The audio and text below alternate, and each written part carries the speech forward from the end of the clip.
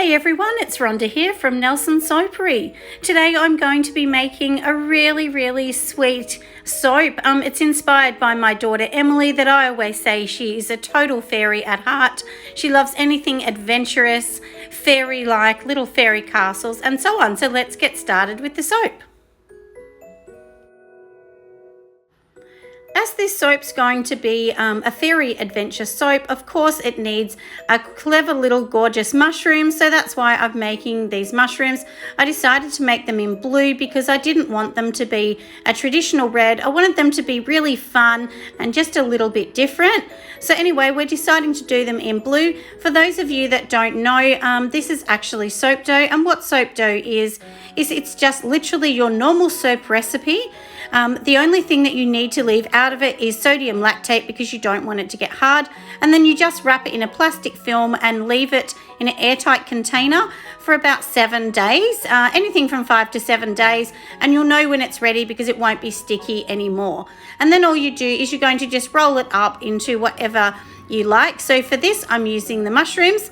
So to create the mushrooms, all I've done is rolled it in a ball in my hand, and then I've just rolled my finger on the inside to create like a little bit of a crevice or a hole, and that's where the toadstool sort of stem is going to go into the bottom of it.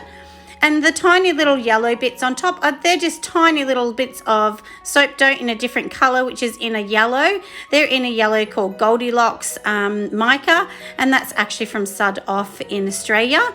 So, and then the blue that I've used is called Into the Blue Mica, and that's actually also from Sud Off. So now I had this little bit of pink left over, so I thought I'd play around with the stem.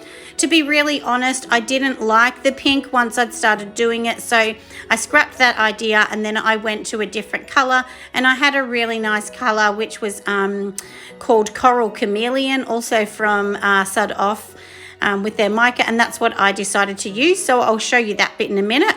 But you can see here, to make the stem, all I'm doing is rolling it in a bowl and then literally roll it more like a sort of a sausage like, and then it will just pop into the hole of the mushroom that I'd already decided to do. If your soap dough is a little bit dry, just pop a little bit of water on the end and then that will sort of mush them together.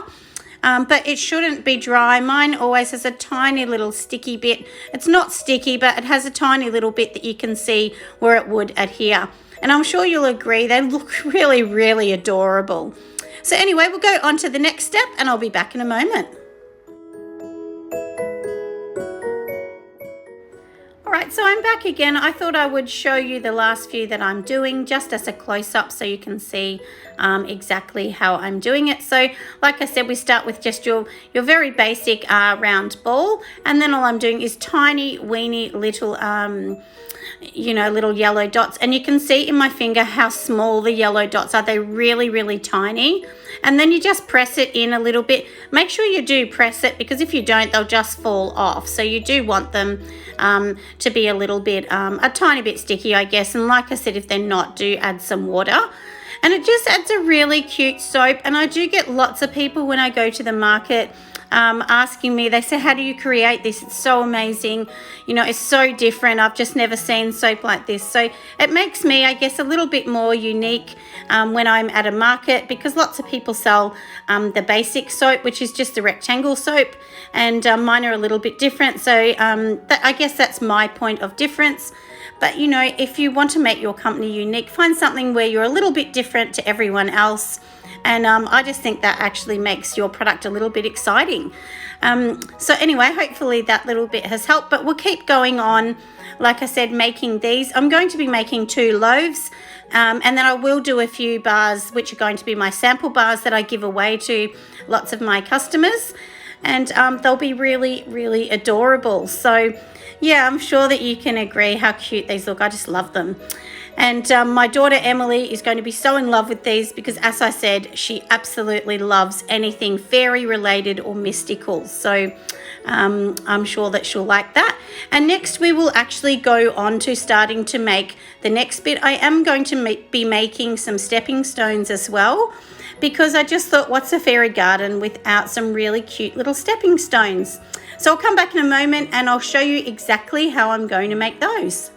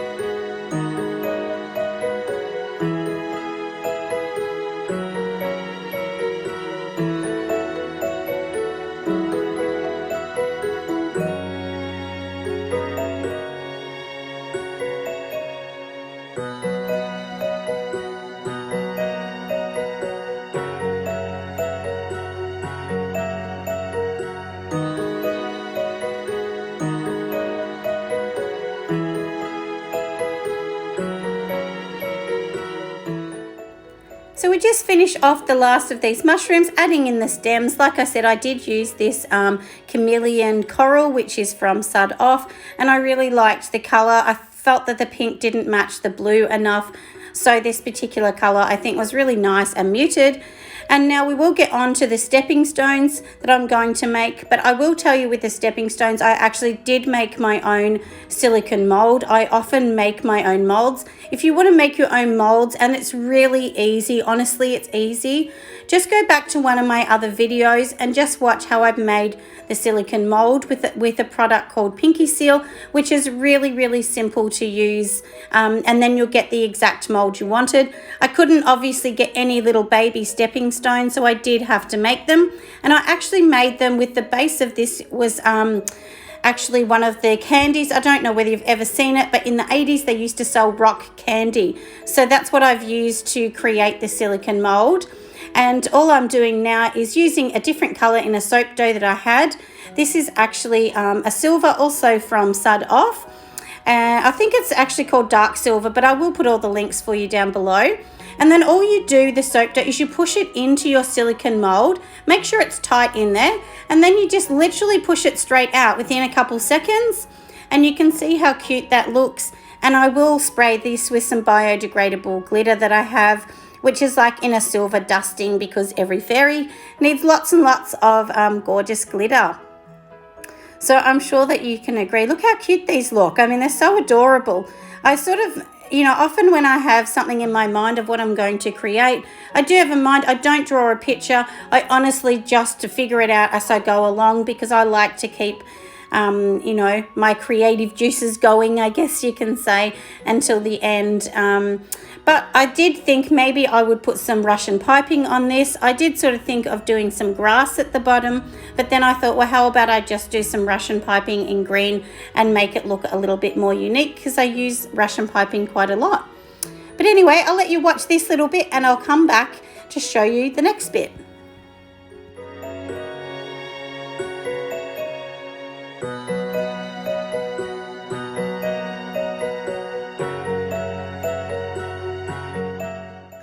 right, all of my gorgeous little elements are done. So you can see the little acorns here, which I did them exactly the same as the stepping stones, just in a different mold that I actually had. I didn't make those ones. That was a pre-bought mold from Dream Cakes.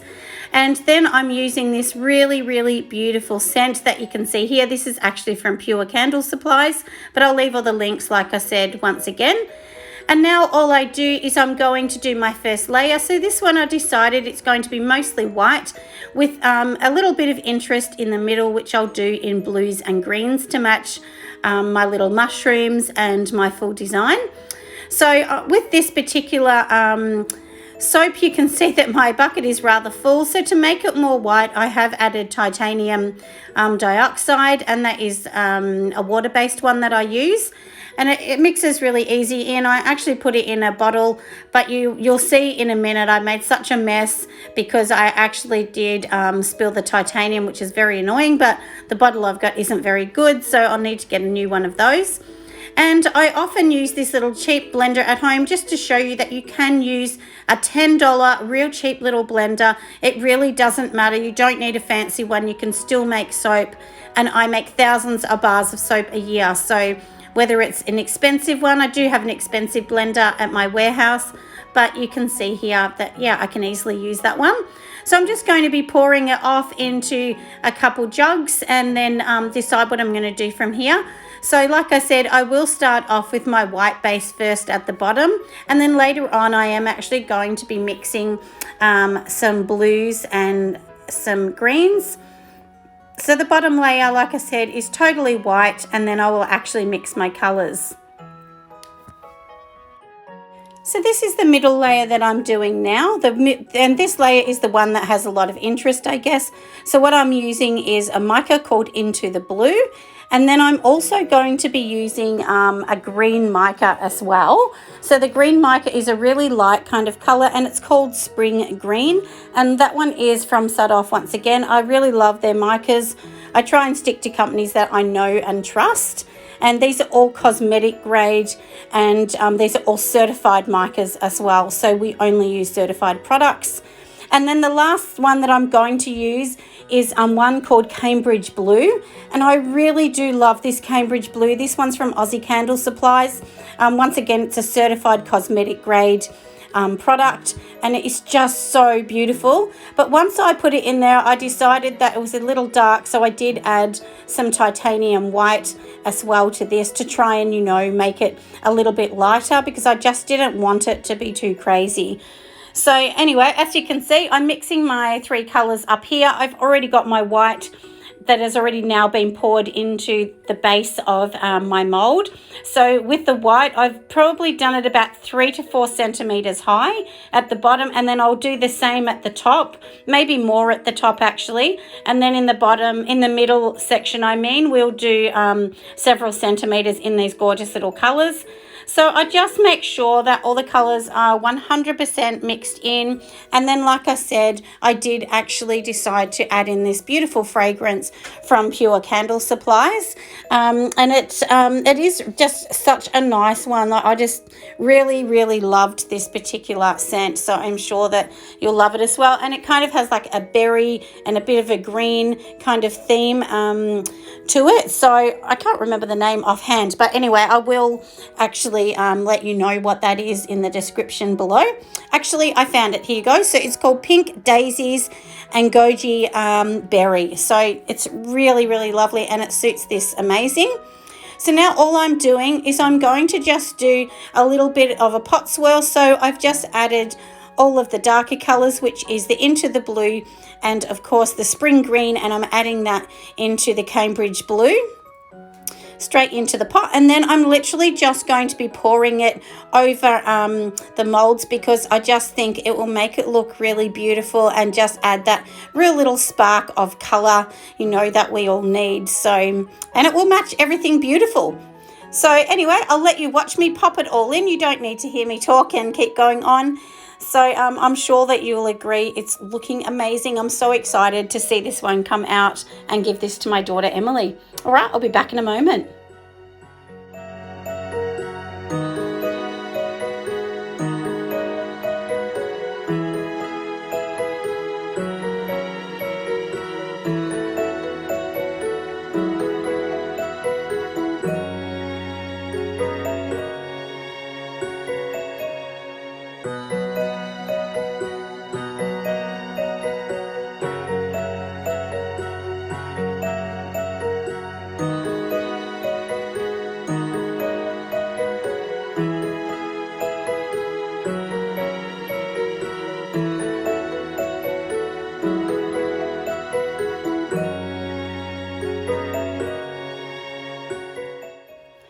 right, so we're doing all the rest of this. We're just popping it in here. Look, I've made a big mess, but that doesn't matter, does it? We'll keep it real.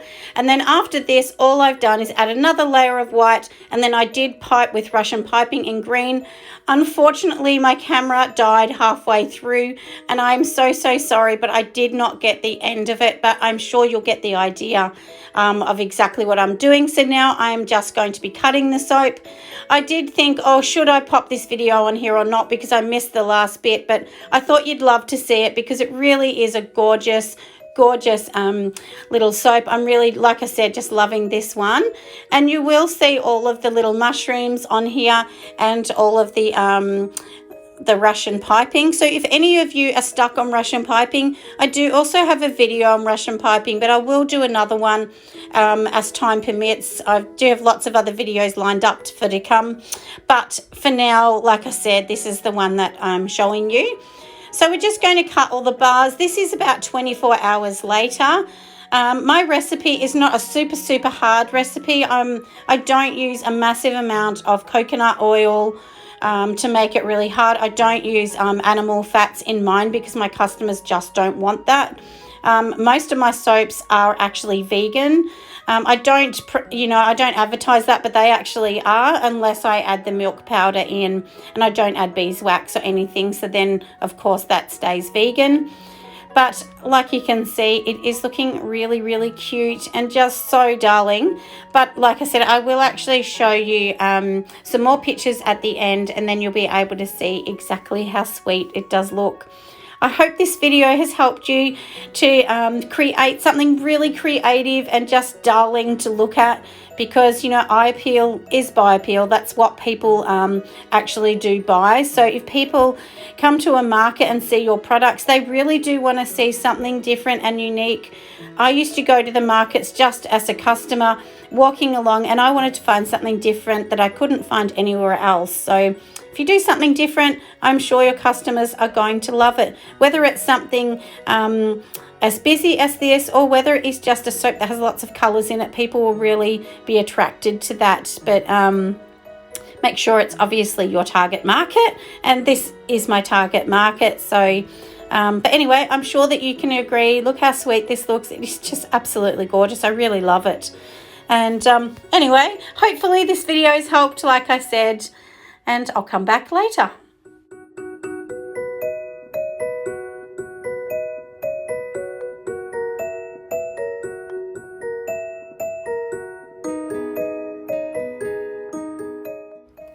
Alright, so it's almost all cut, and last but not least, there's a few photos for you just to see at the end.